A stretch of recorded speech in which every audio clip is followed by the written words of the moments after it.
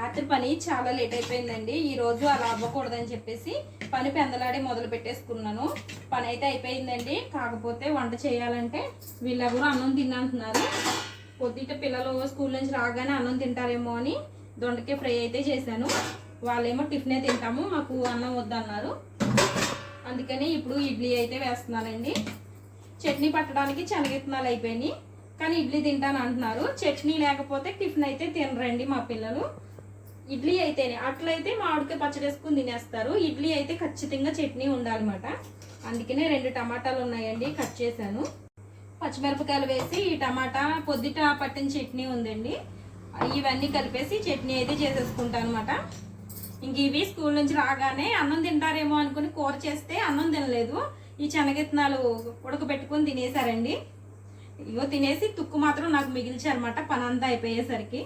రాత్రి అయితే చాలా లేట్ అయిపోయిందండి. అసలు భయం వేసింది, అమ్మ రోజు ఇంత లేట్ అవుతే ఎలాగనేసి భయం వేసింది.